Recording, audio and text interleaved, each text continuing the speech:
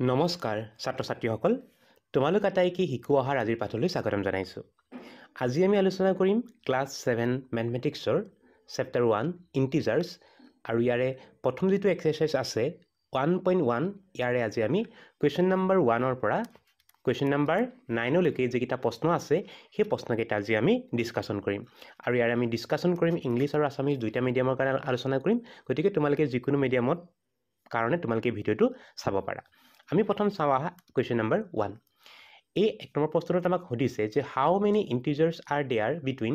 5 and -13 এটো আছে দুটা ইন্টিজাৰ বা দুটা অখণ্ড সংখ্যা দিয়া আছে অখণ্ড সংখ্যা কেইটা হৈছে 5 আৰু -13 আৰু ইয়াতে সুধিছে যে হাউ মেনি ইন্টিজাৰ্স মানে কেইটা অখণ্ড সংখ্যা আছে বা কিমানটা অখণ্ড সংখ্যা আছে আৰ দেয়াৰ বিটুইন 5 এণ্ড -13 5 আৰু -13 ৰ মাজত কেইটা অখণ্ড সংখ্যা আছে এতিয়া কেইটা ইন্টিজাৰ্স আছে আমি জানিবৰ কাৰণে এবাৰ আমি নাম্বাৰ লাইনটো চাব লাগিব বা সংখ্যা ৰেখাডাল আমি চাব লাগিব সংখ্যা ৰেখাডাল যদি আমি ইয়াতে আঁকিব বিচাৰো তেতিয়া হলে চোৱা ইয়াতে আমি জানো যে সংখ্যা ৰেখাৰ একেবাৰে মিড পইণ্টত একেবাৰে হুমাজত থকা যেটো ডিজিট হয় যেটো সংখ্যা হয় যেটো সংখ্যা হেতু হৈছে 0 হুমাজত থাকে 0 তাৰ পিছতে আমাৰ খুফালে থাকে পজিটিভ নাম্বাৰবোৰ পজিটিভ নাম্বাৰৰ ভিতৰত আমাক ইয়াতে দিছে 5 তাৰ পিছতে আমি যদি লেফট সাইডত চাও 0 লেফট সাইডত বা 0 বাওঁফালে থকা নেগেটিভ নাম্বাৰখিনি থাকে আৰু এফালে আছে -13 এতিয়া চোৱা মই বাকি সংখ্যাবোৰ লিখা নাই কিন্তু অকল এই দুটা সংখ্যা লিখিছো একাৰণে লিখিছো কাৰণ এই দুটা সংখ্যাৰ মাজত থকা আমি ইন্টিজাৰ্সবোৰ বা কেইটা অখণ্ড সংখ্যা আছে আমি উলিয়াব লাগে তাৰ কাৰণে যদি আমি চাও এতে চাও 5 পোৱাৰ আগত আমি কি পাও 5 ৰ আগত পাও 4 আৰু -13 পোৱাৰ আগত পাম -12 এতিয়া আমি সংখ্যাবোৰ উলিয়াম এতিয়া চোৱা 0 ৰ পৰা যদি আমি -12 হলে চাও কেটা সংখ্যা আছে 0 ৰ পৰা 12 হলে আছে 12 মানে 12টা সংখ্যা ইয়াতে আছে আকৌ চোৱা 0 ৰ পৰা -12 হলে সংখ্যা আছে কেটা 12টা ইয়াতে আমি কোৰ পৰা আহিছে চোৱা -1 -2 কে যদি চাই যাও আমি 12টা পাম তাৰ পিছতে 0 ৰ পৰা হা 0টোক আমি ধৰা নাই কিন্তু মন কৰিবা আমি 0টো ধৰা নাই দিয়ালৈকে 0ক বাদ দি আমি যদি চাও 1 2 3 4 কে লিখি গৈ থাকিলে আমি কি পাম আমি পাম মুঠতে 12টা সংখ্যা আকৌ আমি যদি রাইট হ্যান্ড সাইডত চাও তেতিয়া হলে আমি দেখিম 1 2 3 4 কে লিখি গলে পাম আমি 4টা সংখ্যা এতিয়া চোৱা আমি 0 যেটো ৰাইট সাইডে পালো আমি 4টা সংখ্যা আৰু 0 লেফট সাইড আছে যে নেগেটিভ নাম্বাৰ আছে নেগেটিভ নাম্বাৰৰ ফালে বা আমি ঋণাত্মক সংখ্যাৰ ফালে পালো 12টা আমি যদি যোগ কৰো 12 যোগ 4 12 লগত 4 যোগ কৰিলে কিমান হ'ব 16 হ'ব এটা কথা মন কৰিবা শূন্যটো আছে ন দুইটাৰ মাজতে হয়নে বাৰু 5 আৰু -13 ৰ মাজত কি আছে 0 নাম্বাৰটো আছে 0টো আমাৰ এতিয়ালৈকে হিচাপত অহা নাই কেলে অহা নাই আমি কি কৰিছো 1 2 কে 12 লৈকে চালো 12টা পালো আকৌ আমি ৰাইট সাইডে কি চালো 1 2 3 4 কে 4টা পালো কিন্তু শূন্যৰ হিচাপটো ধৰা নাছিল গতিকে আমি আৰু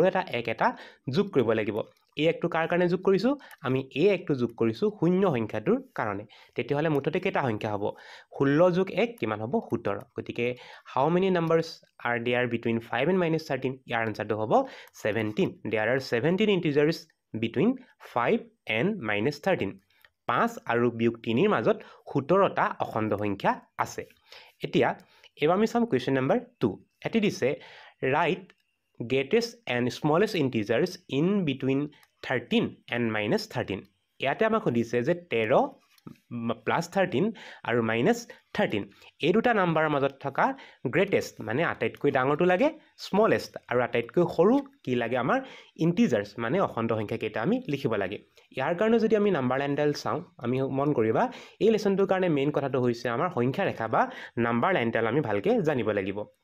নাম্বাৰ লাইন যদি চাও আমাৰ কি হয় ৰাইট সাইডে থাকে পজিটিভ নাম্বাৰবোৰ পজিটিভৰ ফালে কি পাইছো আমি 13 আৰু নেগেটিভৰ ফালে যদি চাও তেতিয়া হলে আমি পাম -13 আৰু আমি কি কৰিব লাগে চোৱা এই দুটা সংখ্যাৰ মাজত মানে -13 ৰ পৰা +13 ৰ ভিতৰত যিবোৰ সংখ্যা আছে সেইখিনি মাজৰ পৰা আমি লিখিব লাগে আটাইতকৈ ডাঙৰটো কি কৰিব লাগিব গ্ৰেটেষ্ট নাম্বাৰটো লিখিব লাগিব আটাইতকৈ সৰু মানে কি কৰিব লাগিব স্মলেষ্ট ইন্টিজাৰ্সটো আমি লিখিব লাগিব তেতিয়া হলে আমি যদি চাও আমি জানো যে যিমানে আমি হুফালে গৈ থাকো হিমানে কি হয় সংখ্যাবোৰ বাঢ়ি গৈ থাকে মানে এফালে আমি কি পাম গ্ৰেটাৰ ভ্যালুবোৰ পাম আমি কি পাম আমি ইয়াতে গ্ৰেটাৰ ভ্যালুবোৰ এফালে আমি পাই গৈ থাকিম আৰু আমি যদি বাওঁফালে যাওঁ বাওঁফালে আমি কি পাম স্মল যিবোৰ নাম্বাৰ আছে আমি স্মল নাম্বাৰবোৰ পাই গৈ থাকিম এতিয়া হদিছে গ্ৰেটেষ্ট নাম্বাৰ আটাইতকৈ ডাঙৰ সংখ্যাটো যেতিয়া লাগে তেতিয়া আমি কি চাম আমি ৰাইট সাইডে চাম ৰাইট সাইডে যদি আমি চাওঁ এতিয়া চোৱা 13 পোৱাৰ আগত কি পায় 13 পোৱাৰ আগত কি পায় 12 পায় গতিকে 12 টো হ'ব আটাইতকৈ ডাঙৰ মানে গ্ৰেটেষ্ট ইণ্টিজাৰটো কি হ'ব 12 হ'ব কাৰণ 12ৰ পাছত আমি কি পাওঁ 13 পাওঁ 13 টো গ্ৰেটেষ্ট নহয় কেলে নহয় আমাক কৈছে যে বিটুইন মানে 13 আৰু -13ৰ মাজত থকাটোহে লাগে কিন্তু ইয়াতে চোৱা এইটো সীমা হয় এইটো মনত ৰাখিব লাগিব আমি যে -13 আৰু 13 একেটা কি হয় আমাৰ সীমা এই সীমাটোৰ মাজত থকা আটাইতকৈ ডাঙৰ আৰু আটাইতকৈ সৰুটো লাগে তেতিয়াহ'লে আমি 13 পোৱাৰ আগত কি পালোঁ 12 পালোঁ গতিকে গ্ৰেটেষ্ট ইণ্টিজাৰটো কি হ'ব তেতিয়াহ'লে বা আটাইতকৈ ডাঙৰ অখণ্ড সংখ্যাটো হ'ব 12 আৰু যদি আটাইতকৈ সৰুটো লাগে বা স্মলেষ্ট ইণ্টিজাৰ্ছটো লাগে তেতিয়াহ'লে আমি কি ফালে চাম আমি লেফ্ট সাইডত চাম মাইনাছৰ ফালে চাম মাইনাছৰ ফালে যদি চাওঁ -13 পোৱাৰ আগত পাম আমি -12 গতিকে স্মলেষ্ট যিটো ইণ্টিজাৰ হ'ব সেই স্মলেষ্ট ইণ্টিজাৰটো হ'ব -12 এইটোৱে হ'ব ইয়াৰ উত্তৰ এবাৰ আমি চাওঁ হা 3 নম্বৰ প্ৰশ্নটো 3 নম্বৰ প্ৰশ্নত দিয়া আছে plot the following integers on number line আমি ইয়াতে সংখ্যা ৰেখাত ইয়াত যিকেইটা আমাৰ অখণ্ড সংখ্যা দিয়া আছে এই সংখ্যাকেইটা আমি বহুৱাব লাগে সংখ্যা ৰেখাৰ আমি প্ৰথম শূন্যটো লিখি লওঁ কাৰণ এডাল সংখ্যা ৰেখা বনাই ল'বা আৰু মাজত অহা সংখ্যাটো হৈছে শূন্য গতিকে ফাৰ্ষ্টে আমি কি কৰিম 0টো লিখি ল'ম তাৰপিছতে আমি ৰাইট চাইডে সংখ্যাকেইটা লিখি যাম পজিটিভ নাম্বাৰকেইটা আহিব 1 and 2 then 3 after 3 we get 4 then 5 then 6 আমি যদি এতিয়া 0 লেফ্ট সাইডত যদি চাওঁ তেতিয়াহ'লে কিবা নাম্বাৰটো সৰু হৈ গৈ থাকিব তেতিয়াহ'লে 0ৰ পাছতে পাম -1 -2 -3 প্ৰথম গোটেই নাম্বাৰ লাইনটো তোমালোকে বনাই ল'বা -4 -5 -6 -7 -8 -9 -10 then -11 এতিয়া তোমালোকে সুধিব পাৰা যে আমি ইয়াতে কোৰ পৰা কোলে সংখ্যা ৰেখাডাল ল'ম বা নাম্বাৰ লাইনটো আমি কোৰ পৰা কোলে ল'ম ইয়াত মই কি কৰিলোঁ চোৱা ইয়াত মই -11ৰ পৰা 6লৈ মই নাম্বাৰ লাইনটো ড্ৰ কৰিলোঁ বা বনালোঁ তোমালোকে এতিয়া এইটো কেনেকৈ চাবা চোৱা ইয়াত যিকেইটা সংখ্যা দিয়া আছে ইয়াত আটাইতকৈ ডাঙৰটো চাবা ডাঙৰ মানে কি পজিটিভৰ ফালে ডাঙৰটো চাবা পজিটিভৰ ফালে ডাঙৰ কিমান আছে 5 আছে 5 আছে গতিকে তোমালোকে কি কৰিবা আৰু এটা বহাই কি কৰিলোঁ মই 6লৈকে নাম্বাৰ লাইনডাল ড্ৰ কৰিলোঁ বা বনাই ল'লোঁ মোক যেতিয়া 7 দিয়া থাকিলে হ'লে তেতিয়াহ'লে মই এইফালে 8 এটা বনালোঁ হ'লে তাৰপিছতে চাম মাইনাছৰ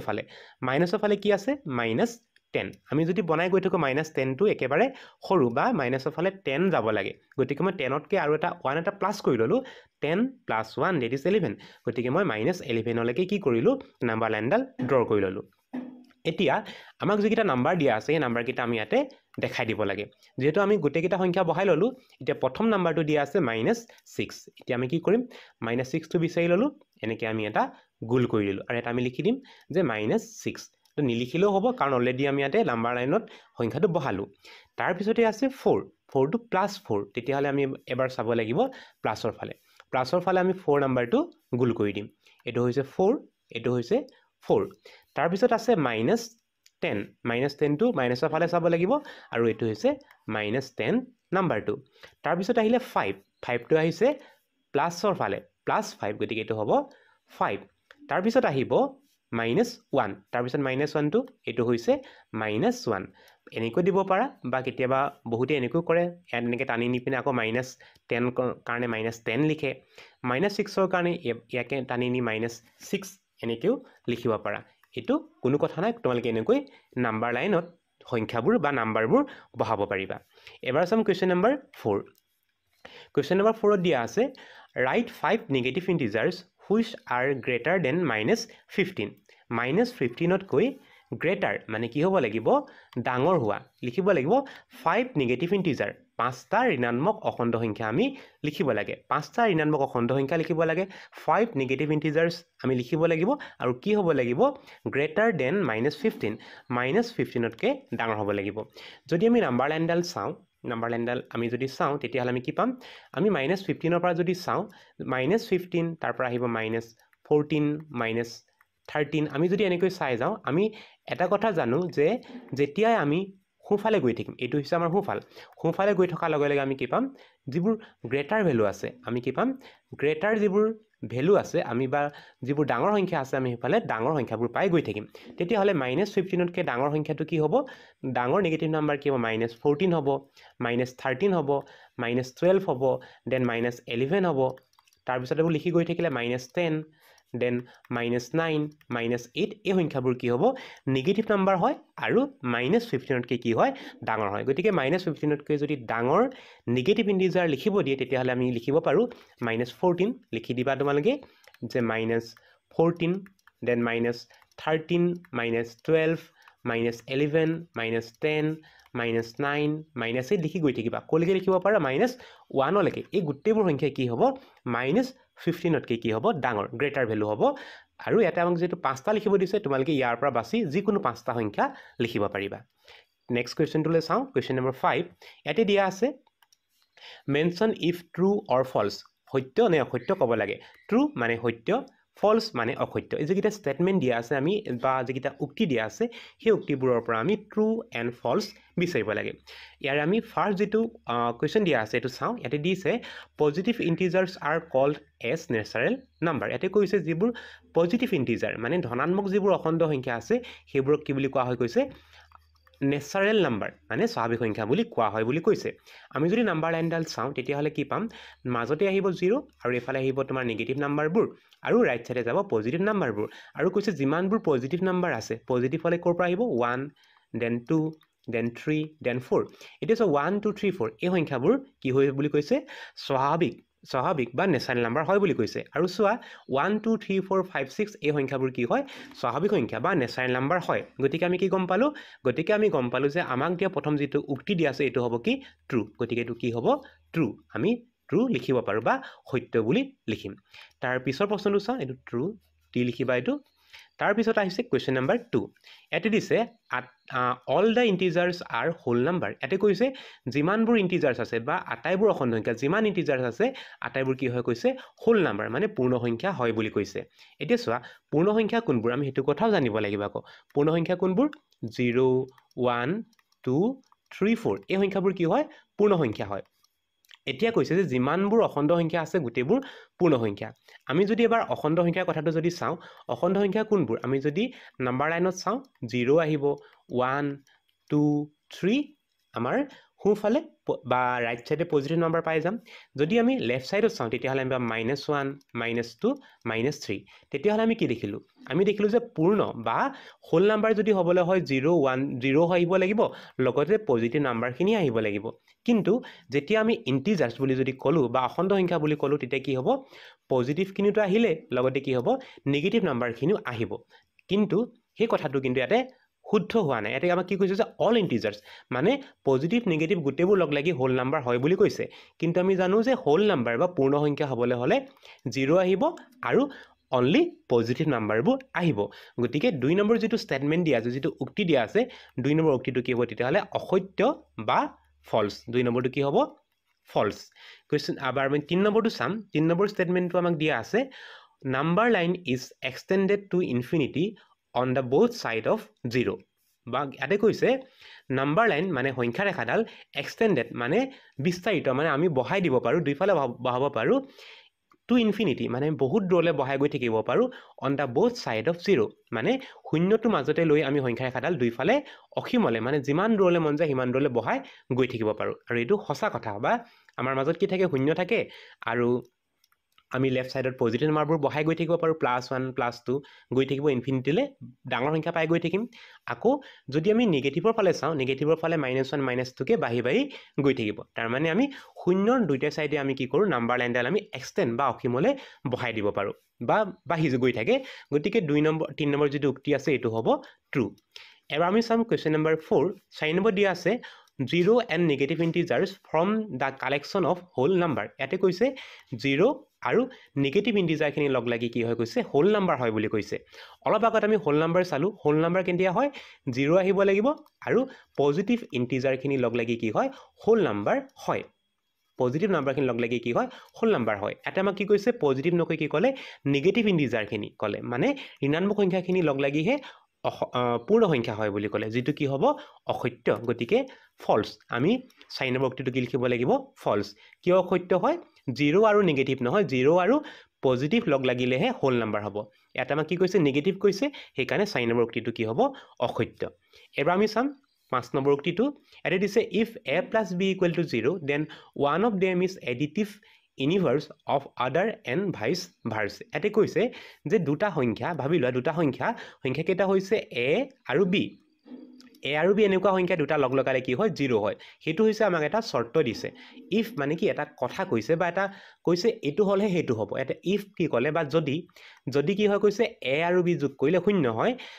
then তেতিয়াহলে কি হ'ব কৈছে one of them is additive inverse মানে তাৰে যি দুটা সংখ্যা আছে a আৰু b তাৰে এটা আনটোৰ কি হ'ব কলে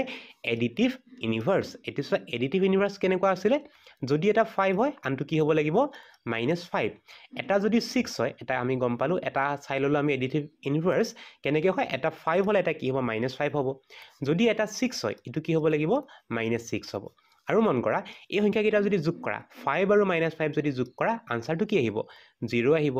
6 আৰু -6 যোগ কৰা তেতিয়া কি হ'ব বা যোগ কৰা মানে কি লগ লগাই দিয়া 0 আৰু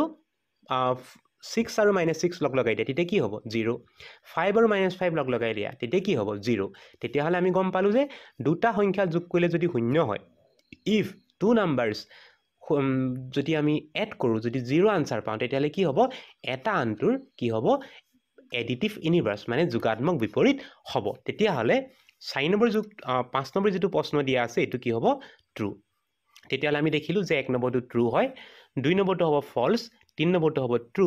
4 নম্বৰটো হ'ব ফলছ আৰু 5 নম্বৰটো হ'ব ট্ৰু এবাৰ আমি চাওঁ আহক কোৱেশ্চন নম্বৰ 6 কোৱেশ্চন নম্বৰ 6 ত দিয়া আছে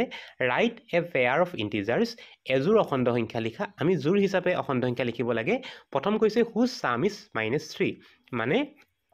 দুটা অখণ্ড সংখ্যা লিখিব লাগে যি দুটা অখণ্ড সংখ্যা যোগ কৰিলে মানে সাম যদি কৰা হয় কি হ'ব -3 হয় কি লগ লগালে -3 হ'ব পাৰে ইয়াতে আমি চাম যেহেতু আনসাৰটো মাইনাসত আহিব লাগে গতিকে আমি ইয়াতে মাইনাস লগাই এটা ডাঙৰ সংখ্যা লিখিম মাইনাস লগাই ডাঙৰ সংখ্যাটো লিখিলো -5 আৰু ইয়াৰ লগত আমি লিখিম 2 এতিয়া চোৱা -5 আৰু 2 যেতিয়া লগ লগাবা তেতিয়া কি হ'ব মাইনাসৰ ফালে সংখ্যাটো বাঢ়ি আছে গতিকে কি হ'ব আনসাৰটো -3 হ'ব তেতিয়াহলে আমি এটা পেয়াৰ লিখিব পাৰো যে -5, 2 আৰু তোমালোকে লিখিব পাৰা তাৰ কাৰণে কি কৰিবা একদম সহজে তোমালোকে কৰিব পৰা কামটো হৈছে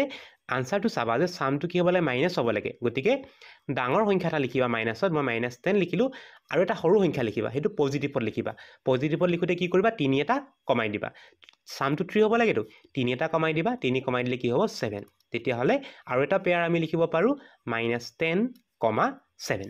কোৱেশ্চন নম্বৰ 2 ইয়াতে দিছে হুজ ডিফাৰেন্স ইজ -5 ইয়াতে কি ক'ব লাগে ডিফাৰেন্স মানে বিয়োগ কৰাৰ পাছত কি পাব লাগে আমি -5 পাব লাগে ইয়াতে ডিফাৰেন্স যেতিয়া কৰিব আমি বিচাৰো তেতিয়া হলে এটা মন কৰিম এটা সৰু সংখ্যা লিখিবা আৰু এটা ডাঙৰ সংখ্যা লিখিবা আৰু ডিফাৰেন্সটো কি হ'ব লাগিব 5 দুটা সংখ্যা আমি ভাবো যে ডিফাৰেন্সটো 5 হোৱাকে 2 and 7 2 আৰু 7 2 and 7 যদি আমি সাবট্ৰেক্ট কৰো বা বিয়োগ কৰো তেতিয়া কি হ'ব আমি মাইনাস মানে কি হ'ব আমি কি পাম আমি -5 পাব লাগে এতিয়া চোৱা এই সংখ্যা দুটা যদি আমি বিয়োগ কৰো 2 আৰু -7 আমি লিখিম যে 2 আৰু -7 আমি ডিফাৰেন্সটো কৰিলে কি পাব লাগে আমি -5 পাব লাগে গতিকে 2, 7 এই দুটা সংখ্যা যেতিয়া আমি ডিফাৰেন্স লম তেতিয়া কি হ'ব -5 হ'ব বা আমি আৰু এটা পেয়াৰ লিখিব পাৰো হেতু হ'ব 3 আৰু 8 এতিয়া চোৱা বিয়োগ যেতিয়া কৰিবা এটা মন কৰিব লাগিব যে বিয়োগ কৰিলে কি হ'ব পিছৰ চিনটো কি হয় পিছৰ সংখ্যাটোৰ চিনটো হলনি হৈ যায় যি আমি এটা যদি 2 হয় এটা কি হ'ব -2 - 7 কৰিলে কি হ'ব আনসাৰটো হ'ব -5 গতিকে এটা পেয়াৰ আহিব 2, -7 আৰু এটা আহিব পাৰে 3, 8 3 পৰা 8 টো যদি বিয়োগ কৰা 3, -8 কৰিলে আমি কি পাম -5 গতিকে পেয়াৰ গেটা হ'ব পাৰে বা এইকেইটা হয় বা আমি যদি নেগেটিভত এটা সংখ্যা লিখিব বিচাৰো তেতিয়া হলে আমি লিখিব পাৰো -10, -5 এটো চোৱা -10 ৰ পৰা যদি -5 টো যদি বিয়োগ কৰি দিয়া হয় এটো চোৱা -10 -5 যদি কৰা হয় তেতিয়াহলে আনসাৰটো কি হ'ব -5 হ'ব ডিফাৰেন্স মানে বিয়োগ কৰিলে কি হ'ব লাগে -5 হ'ব লাগে গতিকে এইকেইটা কি হৈছে -5 পোৱা পেয়াৰ কেটা পেয়াৰ লিখিলো তিনটা লিখিলো তোমালোকে ইয়াৰ পৰা যিকোনো দুটা লিখিব পাৰা আৰু বিয়োগটো দেখাই দিবা কাৰণ বিয়োগটো দেখাই দিলেহে তোমালোকে ডিফাৰেন্সটো যে -5 হয় হেতু কথা ইয়াতে ধৰিব পাৰিবা কোৱেশ্চন নম্বৰ 3 ইয়াতে দিছে হুজ সাম ইজ 0 মানে দুটা সংখ্যা আছে যোগ কৰিলে কি হ'ব সাম কৰাৰ পাছত কি হ'ব আনসাৰটো 0 হ'ব লাগে হেতু হ'ব 5, -5 এইকেইটা যেতিয়া লগ লগাবা তেতিয়া আনসাৰটো কি হ'ব 0 হ'ব আমি লিখি দিম যে 0 + -5 = 0 আৰু এনেকৈ তোমালোকে আৰু লিখিব পাৰা 6 - 6 7 - 7 5 - 5 লিখিলোঁ অলৰেডি 10 - 10 এনেকৈ লিখিব পাৰা কুৱেশ্যন নম্বৰ 4 দিছে হুজ ডিফাৰেন্স ইজ 2 বিয়োগ কৰি কি পাব লাগে 2 পাব লাগে আমি বিয়োগ কৰি 2 পোৱা ধেৰ সংখ্যা লিখিব পাৰোঁ 3, 1 এতিয়া চোৱা 3, 1 টো কেলে হ'ব 3 বিয়োগ 1 বা 3 - 1 = 2 আৰু লিখিব পাৰোঁ আমি 4, 2 ইয়াতে 4 - 2 = 2 এনেকৈ তোমালোকে বেলেগ বেলেগ পেয়াৰ লিখিব পাৰা যিকেইটা ডিফাৰেন্স কি হ'ব 2 হ'ব পাৰে এবাৰ আমি চাম কুৱেশ্যন নম্বৰ 7 এটি দিছে right a pair of negative integers whose subtraction is -6 এতে কি কৰিছে ৰাইট এ পেয়াৰ মানে আমি কি ক'ব লাগে এযোৰ অখণ্ড সংখ্যা লিখিব লাগে আৰু কেনেকুৱা হ'ব লাগিব নেগেটিভ ইন্টিজাৰ দুটা আমি নেগেটিভ ইন্টিজাৰ লিখিব লাগে আৰু বিয়োগ কৰাৰ পাছত কি পাব লাগে 6 পাব লাগে আমি আনসাৰ লিখিব পাৰোঁ এনেকৈ বিয়োগ কৰাৰ পাছত কি পাব লাগে 6 মানে বিয়োগ কৰাৰ পাছত কি হ'ব 6 হ'ব গতিকে আমি লিখিম মাইনাস ইয়াতে লৈ লওঁ 8 আৰু এটা লওঁ -2 এতিয়া চোৱা এই সংখ্যাকেইটা যেতিয়া আমি বিয়োগ কৰিম বিয়োগ কৰি আনসাৰটো কি আহিব 6 আহিব আনসাৰটো কি হৈ যাব প্লাছত আহিব কেনেকৈ আহিব চোৱা মাইনাছে মাইনাছে লগ লাগি কি হয় প্লাছ হয় বা এইটো আনসাৰটো এনেকৈ আহিব গতিকে পেয়াৰটো কি লিখিবা তোমালোকে এটা হৈছে -2 ইয়াতে আমাৰ লিখা পেয়াৰটোত এটা সংখ্যা হৈছে -2 আৰু এটা সংখ্যা হৈছে -8 আৰু -2 ৰ পৰা -8 টো যেতিয়া সাবট্ৰেক্ট কৰিবা বা বিয়োগ কৰিবা তেতিয়া তাৰ আনসাৰটো কি আহিব 6 question number 8 find the integers a and b such that আমি দুটা ইন্টিজাৰ বা দুটা অখণ্ড সংখ্যা লিখিব লাগে a আৰু b কেনেকৈ লিখিব লাগে a + b ইজ পজিটিভ মানে a আৰু b যোগ কৰিলে কি হ'ব এটা ধনাত্মক সংখ্যা পাব লাগে গতিকে ইয়াতে তোমালোকে যিকোনো সংখ্যা লিখিব পাৰা 2, 3 লিখিব পাৰা 2 ৰ লগত 3 যোগ কৰিলে কি হ'ব 5 হ'ব গতিকে আনসাৰটো হ'ব 2, 3 আৰু এটা পেয়াৰ তোমালোকে নিগেটিভ নাম্বাৰ লৈ লিখিব পাৰা এনেকৈ লিখিব পাৰা এটা 5 ডাঙৰ সংখ্যাটো লিখিবা এটা পজিটিভ নাম্বাৰ পজিটিভত কি হ'ব ডাঙৰ সংখ্যা লিখিবা আৰু নিগেটিভত কি কৰিবা -1 5 + -1 কৰিলে কি হ'ব 4 হ'ব গতিকে এইকেইটা পেয়াৰ আৰু বেলেগ বেলেগ ধৰণে লিখিব পাৰিবা কুৱেশ্যন নম্বৰ 2 দিয়া আছে a ≠ b এতে কি কৈছে নট ইকুৱেল টু a আৰু b সমান নোহোৱা লিখিব লাগে বিভিন্ন ধৰণৰ সংখ্যা লিখিব পাৰা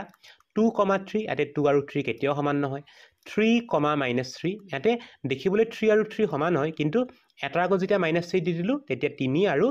3 and -3 are not equal question number 3 দিয়া আছে a - b = 0 এতে কি আহিব 5, 5 5 - 5 = 0 আৰু সংখ্যা লিখিব পাৰা 6, 6 6 - 6 = 0 গতিকে এইকেইটা ইয়াৰ পেয়াৰ আৰু বেলেগ বেলেগ সংখ্যা তোমালোকে লিখিব পাৰা মই কেইটামান তোমালোকক এক্সাম্পল ইয়াতে দিছোঁ এবাৰ আমি চাওঁ আহা কুৱেশ্যন নম্বৰ 9 নম্বৰটো দিয়া আছে ফিল ইন দ্য বক্সেছ বাকচৰ ভিতৰত খালী ঠাইবোৰ পূৰ কৰিব লাগে ষ্টেটমেণ্ট নম্বৰ 1 এক নম্বৰটো দিয়া আছে -15 + -4 ইকুৱেল -4 প্লাছ এটা ব্ৰেকেট ৰাখিছে আমি যদি ব্ৰেকেটৰ ইকুৱেল চিনৰ বাওঁফালে চাওঁ ইয়াতে দুটা সংখ্যা লগ লাগি আছে -15 আৰু -4 আৰু ৰাইট হেণ্ডত ছাইডত চোৱা ইয়াত অকল এটা সংখ্যা দিয়া আছে -4টোহে দিয়া আছে তেতিয়াহ'লে কোনটো দিয়া নাই বাৰু মন কৰা দিয়া নাই -15 গতিকে ব্ৰেকেটত তোমালোকে লিখিব লগা সংখ্যাটো হ'ব -15 দুইফালে যিহেতু সমান হ'ব লাগে গতিকে বাওঁফালে যদি 15 আৰু -15 আৰু -4 থাকে তেতিয়াহ'লে সোঁফালেও -15 আৰু -4 থাকিব লাগিব সোঁফালে অকল -4 দিয়া আছিলে গতিকে আমি বাকচত বা খালী ঘৰত লিখিব লাগিব -15 এবাৰ চাম ষ্টেটমেণ্ট নম্বৰ 2 2 নম্বৰটো দিয়া আছে -7 + 8 এটা ব্ৰেকেট এটা খালী ঘৰ ৰাখিছে তাৰপৰা লিখিছে -7 + 8 তাৰপৰা লিখা আছে একেকেইটাই মন কৰা -7 + 8 ব্ৰেকেটত আছে কিন্তু কি দিয়া নাই মন কৰা বাওঁফালে দিয়া নাই 5 সোঁফালে 5টো দিয়া আছে বাওঁফালে 5 নাম্বাৰটো দিয়া নাই গতিকে বাওঁফালে যিটো খালী ঘৰ আছে তাত তোমালোকে লিখিবা 5 দুইফালে সংখ্যাবোৰ ইকুৱেল কৰি দিবা ষ্টেটমেণ্ট নম্বৰ 3 এতে লিখা আছে